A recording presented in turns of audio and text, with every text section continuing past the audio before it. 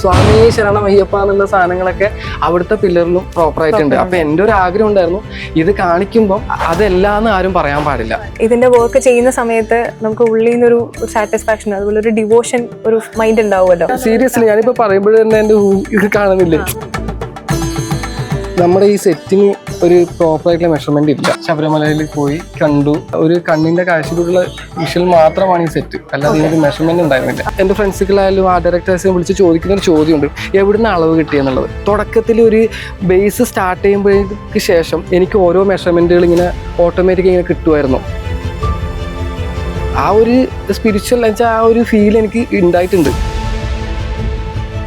സന്നിധാനത്തിന്റെ exact ആണ് ഇവിടെ ഇപ്പം നിങ്ങൾ ചെയ്തിരിക്കുന്ന സെറ്റ്. ചെയ്തിരിക്കുന്നതെല്ലാം ഫൈബറിലാണ് കാസ്റ്റ് ചെയ്തിരിക്കുന്നത്. എക്സാക്ട്ലി അവിടെയുള്ള ഡിറ്റോ എങ്ങനെയാണോ അതിന്റെ ഒരു റീകോപ്പി പരിപാടി തന്നെയാണ് ഇവിടെയും കാസ്റ്റ് ചെയ്ത് വെച്ചിരിക്കുന്നത്. ശബരിമല എന്താണോ 18-ാം പടി കയറി ശബരിമലയിൽ എത്തി കാണുന്നത് അതിന്റെ പ്രോപ്പർ രീതി ഇവിടെ സെറ്റ് ചെയ്ത് വെച്ചിട്ടുണ്ട്.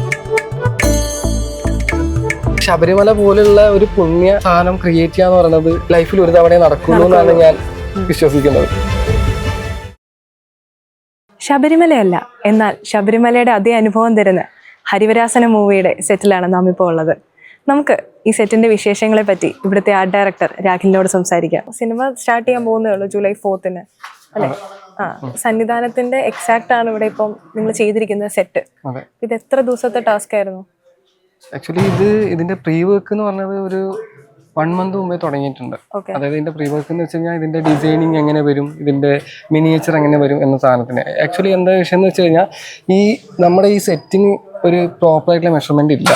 കാരണം വെച്ചാൽ ബാക്കി ഇപ്പം നമ്മളൊരു പടത്തിന് ഒരു സെറ്റ് വർക്ക് ചെയ്യുമ്പോഴും അതിന്റെ പ്രോസസ്സിംഗ് രീതി എന്ന് വെച്ച് കഴിഞ്ഞാൽ അതിന്റെ ഒരു മെഷർമെന്റ് ഉണ്ടാവും, അതിനൊരു ഔട്ട് പാൻ ഉണ്ടാവും, ഗ്രൗണ്ട് പാൻ ഉണ്ടാവും. പക്ഷെ ശബരിമല ആയതുകൊണ്ട് നമുക്ക് ഇതിന്റെ മെഷർമെന്റ് എടുക്കാൻ പറ്റില്ലായിരുന്നു. അപ്പം ഇതിന്റെ പ്രോസസ്സിംഗ് രീതി എന്ന് വെച്ചാൽ ജസ്റ്റ് പോയി ഒരു റക്കി പോലെ ഒരു 3 days ശബരിമലയിൽ സ്പെൻഡ് ചെയ്തു. ശബരിമലയിൽ പോയി കണ്ടു, ഈ കാഴ്ചയിലുള്ള ഒരു കണ്ണിന്റെ കാഴ്ചയിലുള്ള വിഷ്വൽ മാത്രമാണ് ഈ സെറ്റ്, അല്ലാതെ ഇതിനൊരു മെഷർമെന്റ് ഉണ്ടായിരുന്നില്ല. എത്രത്തോളം ശബരിമല ഇതിൽ ഫുള്ളി ഇൻവോൾവ് ആണ്? ഇതിപ്പം ഒരു സിനിമക്കൊരു ആർട്ട് ചെയ്യാന്ന് പറയുന്നത് സിനിമയുടെ സബ്ജക്റ്റിന് എന്താണോ ആവശ്യം അതിനു വേണ്ടി മാത്രമാണ് നമ്മൾ ആർട്ട് ചെയ്യുക. അതിപ്പം നമ്മളിപ്പോൾ ഈ ഒരു പോർഷൻ ഇപ്പോൾ ഒരു 18-ാം പടിയുടെ ഫുൾ പോർഷൻ നമ്മൾ ക്രിയേറ്റ് ചെയ്തിട്ടുണ്ട്. നേരെ ഓപ്പോസിറ്റ് ശബരിമലയുടെ എക്സാക്ട് റേഷ്യോ വെച്ച് തന്നെയാണ് നമ്മൾ വെച്ച് ചെയ്തിരിക്കണേ. അപ്പം ശബരിമല എന്താണോ കയറി 18-ാം പടി കയറി ശബരിമലയിൽ എത്തി കാണുന്നത് അതിന്റെ പ്രോപ്പർ എല്ലാ രീതി ഇവിടെ സെറ്റ് ചെയ്ത് വെച്ചിട്ടുണ്ട്. ആക്ച്വലി ഇപ്പം സന്നിധാനം എന്ന് പറയുന്ന ടൈറ്റിൽ കേൾക്കുമ്പോൾ തന്നെ അറിയാം ശബരിമലയാണ് അതിൽ ഫുള്ളി ഇൻവോൾവ് ആകുന്നതെന്നുള്ളത്. അപ്പോൾ ശബരിമലയുടെ എത്രത്തോളം പോർഷൻസ് ഇതിനകത്ത് മൊത്തത്തിൽ എടുത്തിട്ടുണ്ട്? അതായത് നമ്മുടെ സിനിമയിൽ എത്രത്തോളം പോർഷൻസ് എന്നാണ്, അതായത് എനിക്ക് സിനിമയുടെ ഡീറ്റെയിൽ പറയാൻ പ്രശ്നമുണ്ട്. അപ്പൊ ഒരു ശബരിമലയുടെ ത്രൂ ഔട്ട് എങ്ങനെയാണോ ഒരു സ്വാമി ശബരിമലയിൽ പോയി അവിടെ എക്സ്പ്ലോർ ചെയ്യുന്നത് അതിന്റെ മൊത്തം പോലെ തന്നെയാണ് നമ്മൾ സിനിമയിലും കാണിക്കുന്നത്. ഏറ്റവും ഡിഫിക്കൽട്ടായി തോന്നിയ ഒരു പോർഷൻ ഏതാണ് ആർട്ട് വർക്ക് ചെയ്യുമ്പോൾ? ഇത് മൊത്തം ഡിഫിക്കൽട്ടാ. എന്താന്ന് വെച്ച് കഴിഞ്ഞാൽ ഇതിന് മെഷർമെന്റ് ഇല്ലാത്തത് കാരണം ഇത് ഞാൻ പറഞ്ഞേ അവിടെ ശബരിമലയിൽ പോയി ഈ പോലീസിന്റെയും പ്രൊട്ടക്ഷനും പരിപാടി എല്ലാ വിഷയം കാരണം ജസ്റ്റ് ഞാനൊരു തുണിയെടുത്ത് പോയി നിൽക്കും, ജസ്റ്റ് കൈ വെച്ച് നോക്കും, ജസ്റ്റ് നോക്കും, കയ്യിലിങ്ങനെ അളവ് ഇങ്ങനെ കയ്യിൽ അളവ് പിടിക്കും, അങ്ങനെ അല്ലാതെ ഒരളവില്ല. അപ്പം ഈ ബേസ് ഈ 18-ാം പടിയുടെ ഈ സ്ട്രക്ചറാണ് ബിൽഡ് ചെയ്തതിന് ശേഷമാണ് എനിക്ക് ബാക്കിയുള്ള കൺസ്ട്രക്ഷൻ ഞാൻ അങ്ങോട്ട് ബിൽഡ് ചെയ്തത്. കാരണം വെച്ചാൽ സൈസ് ഇല്ലല്ലോ. ഇതാണ് ശരിക്കും ഡിഫിക്കൽട്ട് നമ്മളിപ്പോ നിൽക്കുന്ന ഈ സ്ഥലം. ഇപ്പം മൂവി തിയേറ്ററിൽ വരുമ്പോ പ്രേക്ഷകർ കാണുമ്പോ ഏതെങ്കിലും ഒരു പാർട്ട് ശ്രദ്ധിക്കണം എന്ന് തോന്നുന്നുണ്ടോ? ഉറപ്പായിട്ടും. കാര്യം എന്ന് വെച്ചാൽ ഞാൻ എപ്പോഴും കരുതാറെന്ന് വെച്ചാൽ ഒരു കല അംഗീകരിക്കുമ്പോഴും മാത്രമേ കലാകാരനും അംഗീകരിക്കുന്നുള്ളൂ. അല്ലാത്തടത്തോളം ഒരു പ്രൊഡക്റ്റ് മാത്രമേ മാറി നിൽക്കും. സിനിമയിൽ ഇപ്പം എനിക്കൊന്ന് എല്ലാ പിന്നണി പ്രവർത്തകരായിട്ട് മാറിയിരുന്ന ഒരു സമയമുണ്ട്. പക്ഷേ ഇന്നത്തെ പ്രേക്ഷകർ അതായത് പ്രൊഡക്ഷൻ ഡിസൈൻ എന്താണ്, ആർട്ട് ഡയറക്ഷൻ എന്താണെന്നുള്ളത് ഓരോരോ ആൾക്കാരും എടുത്ത് നോക്കി തുടങ്ങി. അപ്പം സിനിമയിൽ നമ്മൾ ചെയ്യുന്ന സാധനം എന്തായാലും കാണണം. തീർച്ചയായിട്ടും ഈ പടം ആ രീതിയിൽ തന്നെയായിരിക്കും വരിക. കാര്യം എന്ന് വെച്ചാൽ ശബരിമലയിൽ പോവില്ല ഞങ്ങൾ ഷൂട്ട് ചെയ്യാൻ.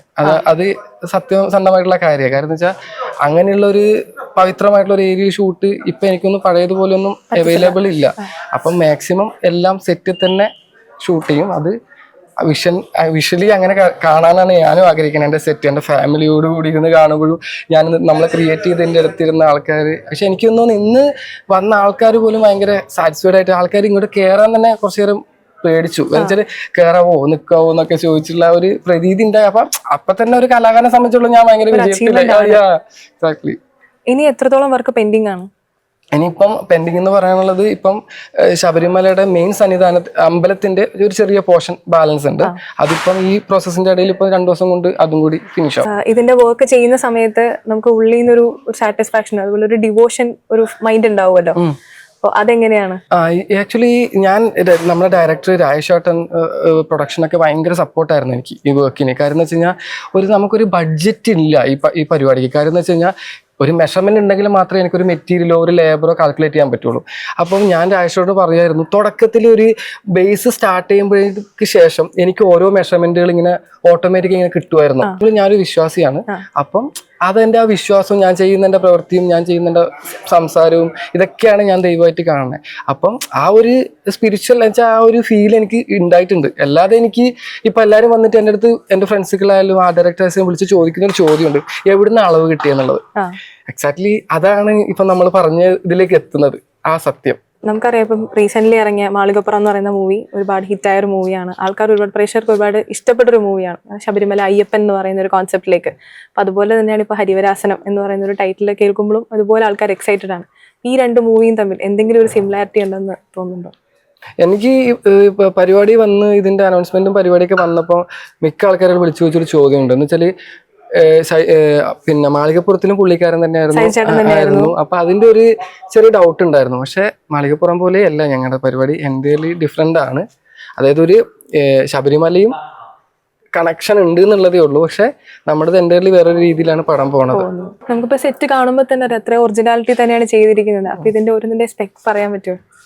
ഇത് ആക്ച്വലി ചെയ്തിരിക്കുന്നതെല്ലാം ഫൈബറിലാണ് കാസ്റ്റ് ചെയ്തിരിക്കണേ, ഈ മെയിൻ ഏരിയകൾ കംപ്ലീറ്റ്. ഇതിന് അതായത് ഒരു ആർട്ട് ഡയറക്ടർ എൻ്റെ മാത്രം, എനിക്കൊരു ടീം ഓഫ് ആൾക്കാരുണ്ട് ഇതിന്റെ പിറകിൽ എനിക്ക് വർക്ക് ചെയ്യാൻ. ആ ഒരു ബെൽറ്റ് ടീമാണ് ഇത് എനിക്ക് ബിൽഡ് ചെയ്യാൻ വലിയ രീതിയിൽ എന്നെ ഹെൽപ്പ് ചെയ്തത്. ഇതെല്ലാം ഫൈബറിൽ അവിടെയുള്ള എക്സാക്ട്ലി അവിടെയുള്ള ഡിറ്റോ എങ്ങനെയാണോ അതിന്റെ ഒരു റീകോപ്പി പരിപാടി തന്നെയാണ് ഇവിടെയും കാസ്റ്റ് ചെയ്ത് വെച്ചിരിക്കണേ. ഇപ്പം ഈ പില്ലേഴ്സ് ഒക്കെ വരുമ്പോഴത്തേക്കും ആ പില്ലേഴ്സിലെല്ലാം ഓൾറെഡി അത് നമുക്ക് കാണാം. ഈ ശബരിമലയുടെ പില്ലേഴ്സ് ഇതിപ്പം കുറച്ച് വർഷമായിട്ടുള്ളൂ ഈ 18-ാം പടിക്ക് ശേഷമുള്ള ഈ എക്സ്റ്റൻഷൻ സാധനം വന്നത്. അതിനു മുമ്പ് ഈ 18-ാം പടിയുടെ ഏരിയ മാത്രമേ ഉള്ളൂ. എനിക്കൊന്ന് മാളികപ്പുറത്തൊക്കെ ഇത് മാത്രമേ ഉള്ളൂ, ഈ പില്ലർ വന്നിട്ടില്ല. അപ്പൊ അതിന്റെ പ്രോപ്പർ ഡീറ്റെയിൽ ഞാൻ പഠിച്ചിട്ടുണ്ട്. ഈ സ്വാമി ശരണം അയ്യപ്പ എന്നുള്ള സാധനങ്ങളൊക്കെ അവിടുത്തെ പില്ലറിലും പ്രോപ്പർ ആയിട്ടുണ്ട്. അപ്പൊ എൻ്റെ ഒരു ആഗ്രഹം ഉണ്ടായിരുന്നു ഇത് കാണിക്കുമ്പോൾ, അതായത് അതെല്ലാന്ന് ആരും പറയാൻ പാടില്ല. അതിന്റെ എല്ലാ ഡീറ്റെയിൽ വേർഷനും, അതായത് അവിടെ ഒരു കരിങ്കല്ല് കാർവ് ചെയ്തിരിക്കുന്ന പരിപാടി, ആ സാധനം അത് പ്രോപ്പറായിട്ട് അതുപോലെ ഞാൻ പിടിച്ചിട്ടുണ്ട്. ഈ സെറ്റിൽ തന്നെ എത്ര ലേബേഴ്സ് ഉണ്ടായിട്ടുണ്ട് ഇതിലെ വർക്കിന്? അതായത് ശരിക്കും വെച്ചാൽ ഒരു 85 പേർക്ക് മുകളിൽ അറ്റ് ടൈം വർക്ക് ഉണ്ടായിരുന്നു. അത് പാരലി ചില ആൾക്കാർ, ചില സെക്ഷനിലെ ആൾക്കാർ കൂടും കുറയും. അപ്പൊ ശരിക്കും ഒരു 85-ന് മുകളിൽ ആൾക്കാർ ത്രൂ ഔട്ട് വർക്കിന് ഉണ്ടായിട്ടുണ്ട്. ഈ വർക്കിൽ ഫൈൻ ആർട്സ് കോളേജിലെ സ്റ്റഡീസ് എത്രത്തോളം ഹെൽപ്പ് ചെയ്തിട്ടുണ്ട്? ഈ fine arts college studies help ചെയ്തതെന്ന് എന്താന്ന് വെച്ച് കഴിഞ്ഞാൽ, ശരിക്കും ഒരു ആർട്ട് ഡയറക്ഷന് ഞാൻ മനസ്സിലാക്കിയെടുത്തോളം ഒരു ആർട്ടിസ്റ്റ് ആയിരുന്ന ആർട്ട് ഡയറക്ഷന് ഭയങ്കര യൂസ്ഫുൾ ആണ്. കാരണം എന്ന് വെച്ചാൽ നമ്മളൊരു സെറ്റ് കൺസ്ട്രക്ട് ചെയ്യുമ്പോഴും ഒരു സാധനം ഉണ്ടാക്കുമ്പോഴും അതായത് എന്നെ സംബന്ധിച്ചിടത്തോളം ഞാൻ ഒരു സെറ്റ് ഡിസൈൻ ചെയ്യുമ്പോഴും ഒരു ഡയറക്ടർ വന്നിട്ട് ഒരു ഐഡിയാസ് എൻ്റെ അടുത്ത് കമ്മ്യൂണിക്കേറ്റ് ചെയ്യുമ്പോഴേക്ക് എൻ്റെ ഉള്ളിൽ ഒരു 3D സാധനം വർക്കാവും. കാരണം വെച്ചാൽ അത് എന്നിലുള്ള കലാകാരൻ, അതായത് ആക്ച്വലി അങ്ങനെ അഭിമാനത്തോട് പറയുന്നു, അഹങ്കാരത്തോടെ പറയുന്നില്ല.